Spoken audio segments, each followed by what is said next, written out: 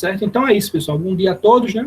A gente vai ter mais uma aula, certo, do nosso curso de Matemática 3, né? Seria a nossa aula 5 no 07. E a gente vai iniciar falando sobre a representação gráfica, né, de dados estatísticos, que ficou devendo, né, das aulas anteriores, tá bom? Então vamos lá, ó. Os principais tipos de gráfico, né? E para que serve, né, a representação gráfica? Então, vê, né? Os gráficos, né, eles constituem um importante instrumento de análise e interpretação de um conjunto de dados.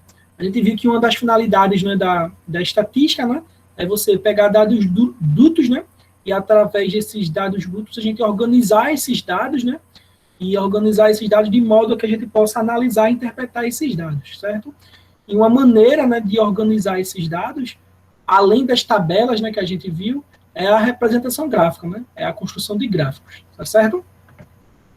É comum, né, nos depararmos com representações gráficas nos mais variados veículos de comunicação, né? Jornais, revistas, televisão e internet, né?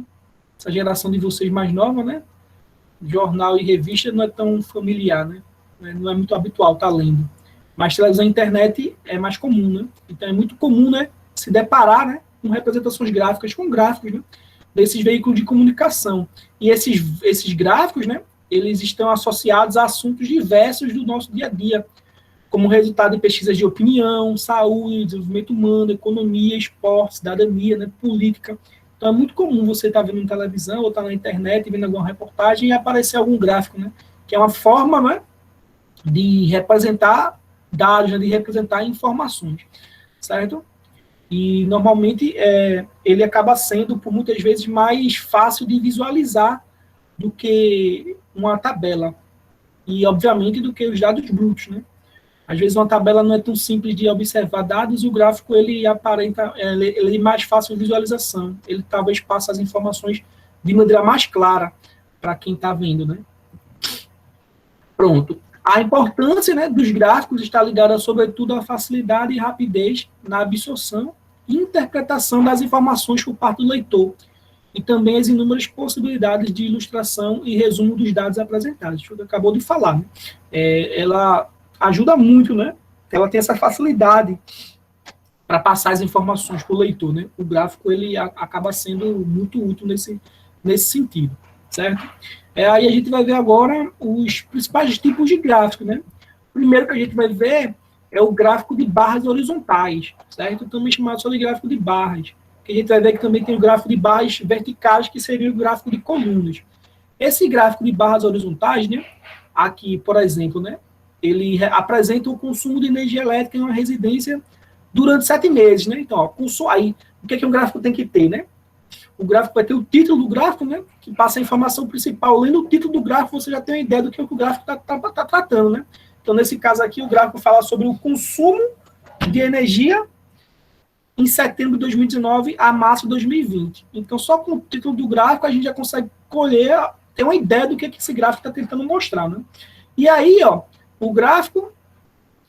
Uma coisa que está faltando aqui nesse gráfico particular é a fonte, né? Às vezes é importante saber de onde que foi esse gráfico foi retirado, né? Qual foi a fonte de informação, para dar credibilidade às informações.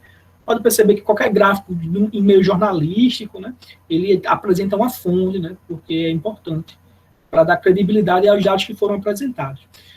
Nesse caso aqui, observa, ó, que eu tenho os 7 meses, né, que foram analisados. Cada mês desse sendo representado por uma barrinha, por esse gráfico de barras. E pode ver que, obviamente, quanto maior foi o consumo, né, de energia nesse período, maior é a barrinha que representa ele, certo? Aí vê, ó, ao lado do nome de cada mês, né, há uma barra cujo comprimento é proporcional ao número de quilowatts-hora consumido nesse mês. Então, a barrinha é proporcional ao consumo, certo? Elas são, é óbvio que quanto maior for o consumo, maior vai ser a barrinha, mas tem que se manter uma proporcionalidade. Por exemplo, aqui, essa barrinha de setembro, ela representa um consumo de 240 kW. Percebe que agosto é a metade, né? Agosto é a metade, o consumo foi a metade, foi de 120. Então, obviamente, essa barrinha 120 é a metade de 240. Então, essa barrinha tem que ter a metade do tamanho da barrinha do 240, certo? Porque as barrinhas estão em tamanho proporcionais. Tá bom? O que mais? Pronto, para construir inicialmente, né, a gente vai ter que estabelecer uma escala conveniente para definir o tamanho da barra a ser usada para representar a frequência de cada ocorrência da variável em estudo. Então, nesse caso aqui, por exemplo, a gente fez uma escala, né, de 50 e 50, né? Cada espaçozinho desse aqui, ó, cada intervalo, ele foi definido como um consumo de 50 kWh. Então, a cada 50 kW eu defini um espaçamento. Então, essa foi a minha escala utilizada. Certo? Aí eu mantenho o padrãozinho para, no final das contas, o gráfico está bem representado. Então, nesse caso aqui, só você observa, né? Por exemplo, o consumo em março, né? Em consumo em setembro de 2019, é 240. Aí, em agosto, 120. Em julho, 180, né? Junho, 110. Maio, 80. Abril, 40. Março, 80. Novamente, né? Todas essas informações que estão aqui no gráfico, elas podem muito bem também ser representadas na forma de tabela, né? Poderiam estar como uma tabela e também estariam representando essas mesmas informações. Talvez, né? Provavelmente, na forma de gráfico, talvez fique mais visível, né? Essas informações. Nesse caso particular, acho que até que daria na mesma coisa, não teria muita diferença, não. Né? Na tabela daria para ver, né, que setembro foi o mês com mais consumo, abril foi com menor, e aqui estão os valores, certo? Para representar. Tá bom? Então, cuidado quando forem, se precisarem construir um gráfico de barras, né? Porque com a escala, né? Para não ultrapassar. Por exemplo, aqui, como esse consumo em setembro foi 240, você não poderia passar do 250, né? E também não poderia estar antes do 200. Teria que estar justamente entre 250 e mais próximo do 250, né? Já que 240 está mais próximo de 250 do que de 200. Então tem que ter todo esse cuidado. Muito embora, né, o pessoal que faz esses gráficos hoje faz com recurso computacional, que acaba não tendo essa preocupação. Mas vamos lá. Então esse é um exemplo de gráfico de barras horizontais. Aí tem os gráficos de barras verticais, né? Que são de gráfico de barras também, só que agora as barras são verticais. Esse tipo de gráfico também é chamado de gráfico de colunas, certo? Gráfico de colunas. E é a mesma ideia, né? Tem o título aqui do gráfico, tá vendo? Esse gráfico aqui fala sobre a evolução da densidade demográfica no Brasil, certo? Tá aqui a fonte do gráfico, foi a fonte através do IBGE, tá vendo? Atlas Geográfico Escolar, sétima edição, certo? E aqui tem as informações, novamente, ó. Aqui foi definida agora a escala, né? Que vai definir os valores que a variável está assumindo, está na vertical, e aqui está, né? Os valores da variável aqui, ó, que é justamente os anos em estudo. Então, ó, a densidade demográfica no país em 1940, você, se olhar aqui, vai ver que está próximo de 5 habitantes por quilômetro quadrado, né? Lembra que densidade demográfica é justamente essa divisão, né? A razão entre o número de habitantes de uma região dividido pela área dessa região. Como aqui é a densidade demográfica no Brasil, né? Então, é o número de habitantes no país dividido pela área do país, né? Que é sempre a mesma, né? Agora, óbvio que a população foi crescendo, né? Se a população foi aumentando, essa densidade demográfica vai aumentando também, né? Então, ao longo dos anos, a população do país foi aumentando, consequentemente, a densidade demográfica também aumentou, né? No último censo, que foi em 2010, a densidade demográfica do país, né? Ela passava dos 20, né? Estava entre 20 e 25, né? Ela só pôs em torno de 23 habitantes por quilômetro quadrado, certo? Embora tenha regiões, né? Quem estudou já geografia sabe, né, que vai ter regiões mais com densidade demográfica maior, vai ter regiões com densidade demográfica menor, certo? Por exemplo, as capitais, né, dos estados têm uma densidade demográfica muito alta, né? Já regiões do interior, a densidade demográfica é menor. Por exemplo, as regiões de floresta, né, da Amazônia, do Cerrado, certo? Aqui, ó, só para ver novamente, né, as informações que contém um gráfico de barras. Tem aqui o título, né, tá vendo? A evolução da densidade demográfica, o título. Aqui, ó, essa parte verde, né, é o eixo vertical, né, que é a escala do meu gráfico. Nesse caso, a escala, né, neste caso, a quantidade de habitantes de quilômetro está entre 0 e 25. Aí eu dividi a minha escala de 5 e 5, certo? Para tentar facilitar a visualização. A origem do gráfico aqui, o que mais? As colunas, né? Percebe que as colunas, elas têm a mesma largura aqui, né? As barrinhas que eu estou fazendo. Não faz sentido eu fazer uma barrinha mais grossa que a outra. Elas têm a mesma largura. O que muda é a altura, né? A altura, nesse caso, vai depender da variação da minha variável, né? Ela é proporcional ao aos valores assumidos. Então, quanto maior for a minha densidade demográfica, maior vai ser a altura da minha barra, né? Certo? Ou da minha coluna, como é chamado, certo? E aqui neste horizontal, tá vendo? Tá as variações, né? Neste caso, os anos em que houve censo demográfico, né? Quais foram os anos analisados. E em cada um desses anos, quais foi a densidade demográfica encontrada, né? Registrada. Aí aqui vai estar justamente na barrinha, no eixo vertical. Certo? E aqui a fonte. Beleza? Então, são as informações que sempre constam em gráficos. A importância aqui dessas análises é justamente você ter capacidade de interpretar facilmente, né, as informações contidas em um gráfico para resolver questões futuramente. E não só resolver questões de prova, mas também para o seu dia a dia, né? Interpretar informações que possam ser úteis, né, no dia a dia de vocês. Ou pelo menos para ter as informações acerca de tais assuntos. Aqui, outro exemplo de gráfico de barra, ó. Tem aqui, ó, participação da China nas exportações brasileiras, né? O TIR, né? Então, participação da China nas exportações brasileiras entre 2013 e 2019, né? Em porcentagem do total. Então, o que significa, né? Por exemplo, aqui, ó, 2003, 2004, 2005, 2006, 2007, cada barrinha dessa representa um ano, né? De 2013 até 2019. Aí você percebe, né, que ao longo desse período, né, foi havendo um crescimento, né, um aumento na participação da China nas exportações brasileiras, né? Ou seja, tudo que é produzido no Brasil e é exportado para fora, né? Aí você vê, aqui está a porcentagem que cabe à China. Então, por exemplo, aqui em 2003, né, a China ela era responsável por pouco menos de 8%, né, das exportações do país, certo? Teve uma pequena queda e depois, em 2006, já começou a crescer também, né? A participação da China nas exportações do Brasil. Então, percebe que hoje, né, por exemplo, hoje, mais recente, em 2019, a China, né, porque a gente analisa aqui o gráfico, ela responde por cerca de 28%, né, das exportações do país. Então, de tudo que o Brasil exporta, quase 30%, né, vai para a China, né? Então, vê, em coisa de 15 anos, de 2003 até 2019, eles saíram de 7%, 8% para quase 30%. Então, quase que aumentaram cerca de 4 vezes a participação nas exportações do Brasil. Então, a importância, né, como a China é um importante parceiro comercial no país, né, já que quase 30% do que é produzido no país e exportado vai para a China, certo? E hoje, né, hoje a China é o maior parceiro, né, comercial do Brasil, né, no quesito de exportações, né? Antes era os Estados Unidos, mas já passou, a China agora já é o maior. Houve esse acrescente, certo? E a maior parte das exportações do Brasil, né, para a China, elas são do ramo alimentício, né? Soja, né? E carne, frango.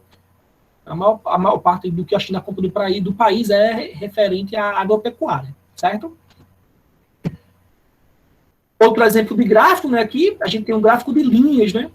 Esse gráfico de linhas já não é de barras, né? Observa aqui que esse gráfico de linhas, quais informações que ele passa, né? O título, né, principal aqui, o título que já dá a ideia do que você está falando, né? Evolução do efetivo de bovinos, milhões de cabeças, né? Ou seja, criação de boi, né, bovino, né?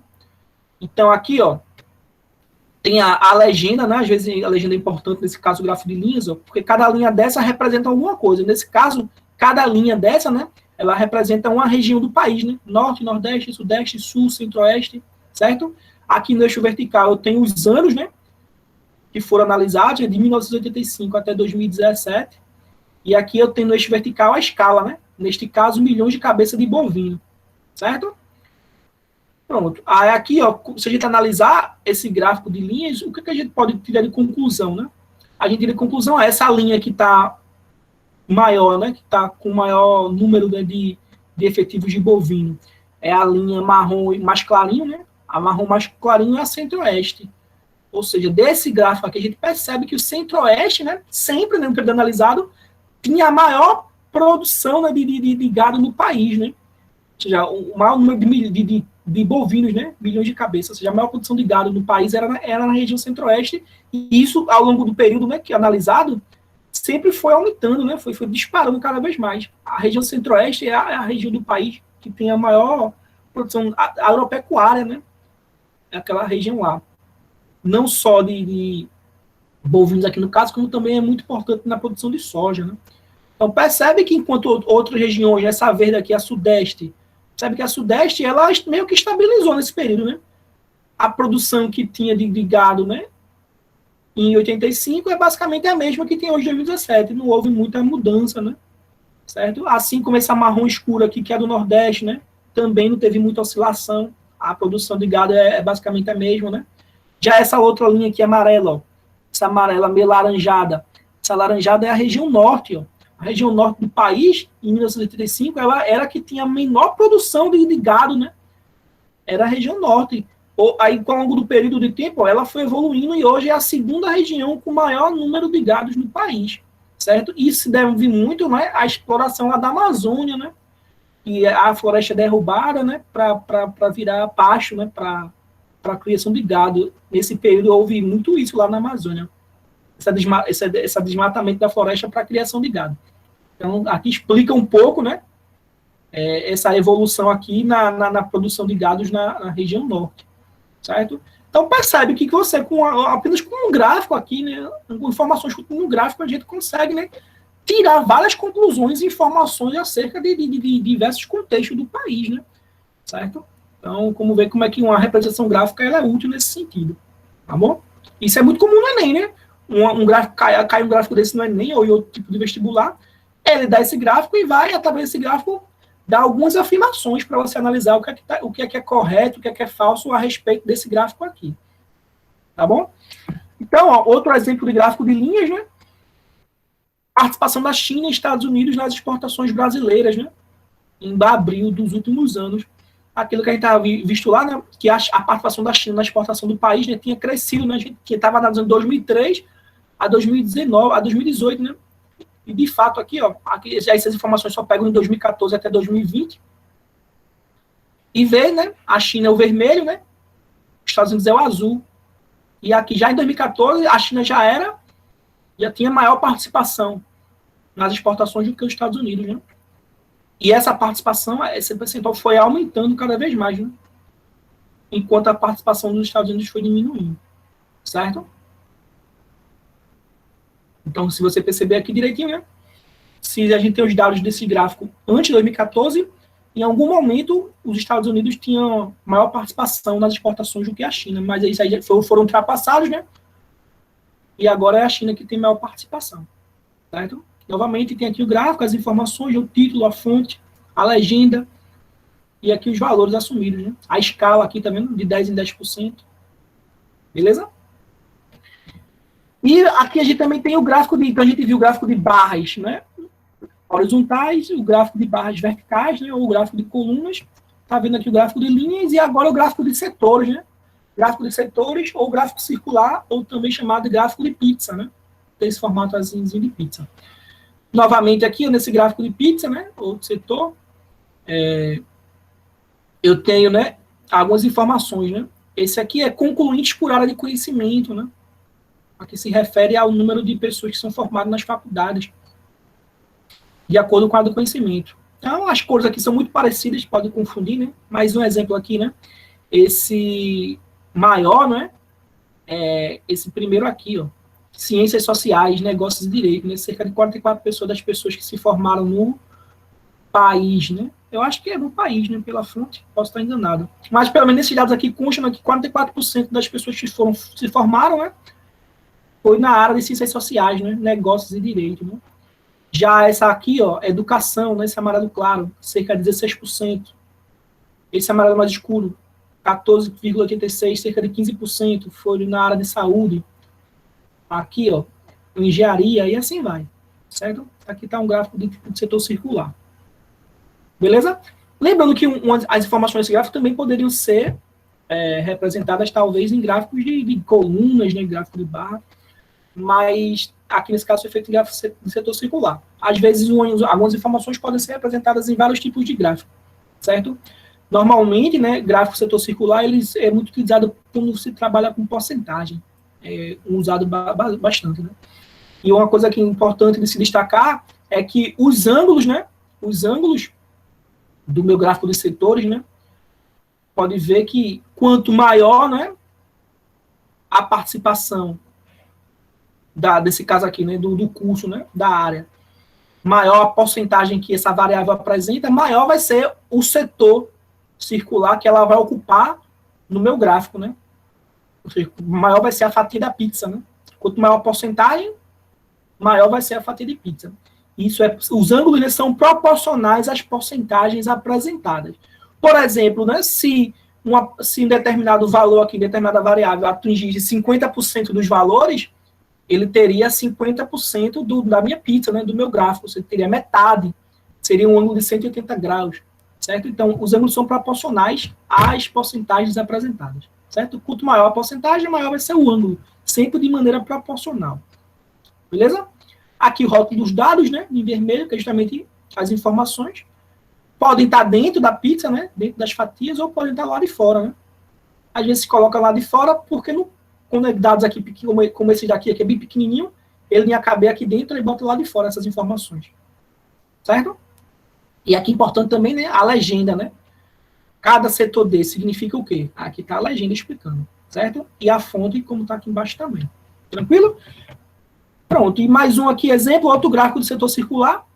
É um gráfico do setor circular, só que aqui ele é como se fosse uma coroa circular, né? Porque ele não pega essa parte do meio, só bota um desenhozinho para fazer como se fosse um infográfico. Mas é um gráfico do setor circular, certo? Quanto maior a participação, né, da variável estudada, maior vai ser o setor que ele vai ocupar, certo? Nesse caso aqui, de uma coroa circular, certo? Mas a ideia é a mesma, é só cortar a parte do meio para que ele botou uma figurinha. Nesse caso, o gráfico fala sobre a participação dos grupos de peixes, né, na produção da piscicultura, né? É do curso de vocês, né, PRP, produção de peixe, né? Participação dos grupos de peixe na produção de piscicultura. Então, produção total, né, aqui foi de 485,2 mil toneladas, né? Uma queda de 2,6% em relação a 2016. Algumas informações, né? Então, se refere a 2017, né? Então, aqui, quando você pode ver, né, cada cozinha dessa representa um tipo de peixe, e nesse caso aqui, né, a tilápia, né, com 58,4%. Né? A maior produção de peixe, né, nessa produção de piscicultura no país, é de tilápia. Né? A tilápia, mais de 50%, 58,4%. Né? Seguido pelo tambaqui, tambacu e tambatinga, carpa e outros. Né? Então, percebe que a maior parte dos peixes produzidos em viver na piscicultura é tilápia, né? É tilápia. Certo? Só informações. Então, novamente, né, um gráfico que representa informações, né? Representação gráfica de dados, né? De informações. Talvez seja mais fácil de fazer essas análises, essas interpretações. Certo? E por último, o histograma, né? O outro gráfico que a gente está analisando aqui vai ser o histograma. O histograma ele é muito usado, né? Ele é usado basicamente, né, para representar distribuição de frequências por intervalos de classe, né? Certo? Como a gente viu lá, que às vezes uma tabela ela é dividida em intervalo de classes, né, para representar dados contínuos. Então, por exemplo, aqui, ó, esse gráfico aqui não está com muita fonte, é um gráfico feito na mão, né, não tem muita fonte nem informações, já é só um gráfico arbitrário, né, representando uma situação hipotética.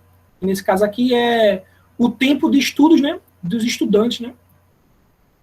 Aqui, ó, os estudantes estudavam entre 1 e 2 horas, aí, 3 estudantes. Entre 2 e 3 horas. Quantos estudantes estudaram entre 2 e 3 horas? 6 estudantes. Quantos estudantes estudaram entre 3 e 4 horas? 5 estudantes. Percebe aqui aquela questão do intervalo, né? Entre 1 e 2 horas. Certo? Ou seja, em tudo que está entre 1 e 2 horas. Mas chegou a 2 horas de estudo, já passa para o outro intervalo. Entre 2 e 3 horas. Deu 3 horas de estudo, já passa para o outro intervalo. Entre 3 e 4 horas. E assim sucessivamente.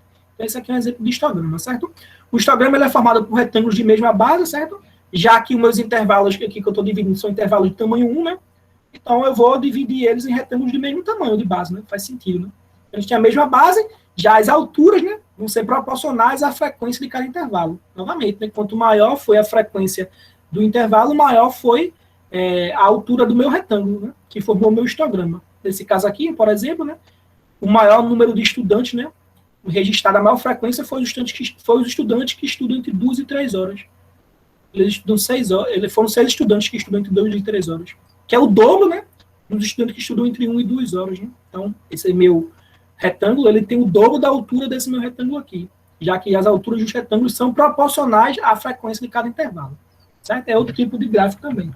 se você vai se deparar muito em questões, certo? Histograma. Outro exemplo aqui de histograma, né, bem parecido, é a relativa aqui à altura, né? A altura de estudantes. Né? Um grupo de estudantes foi analisado suas alturas e aqui foi feito um histograma. A altura de quantos estudantes têm altura entre 1 e 48, aqui em centímetros, né? 148 centímetros e 154 centímetros. Aí é 12 estudantes. Quantos estudantes têm altura entre 154 centímetros e 160 centímetros? 12 estudantes. E assim foi feito o histograma. Barras, né? Retângulos, né? Com a mesma base e alturas proporcionais à frequência de cada intervalo. Certo? Aí é outra maneira de representar um histograma. Novamente, o histograma ele vai ser muito usado para representar tabelas de dados que sejam divididas em intervalos de classe, como nesse caso aqui, né? Todo mundo que tem altura entre 1,48 e 1,54. Aí fica nesse intervalo de classe aqui. Aí esse intervalo de classe ele é representado por esse retângulo, né? Todo mundo que tem altura entre 154 e 160. Representado aqui por esse retângulo, né? E, novamente, a altura do retângulo ela é proporcional à frequência do intervalo. Quanto maior a frequência do intervalo, maior vai ser a altura do meu retângulo. Certo? Tranquilo, né? Pronto. Esses são os tipos de gráficos, certo? Que vocês vão se deparar nas provas aí de concurso, de vestibular, certo? No dia a dia de vocês, quando for analisar informações. Antes da primeira parada, a gente vai começar a resolver questões, certo?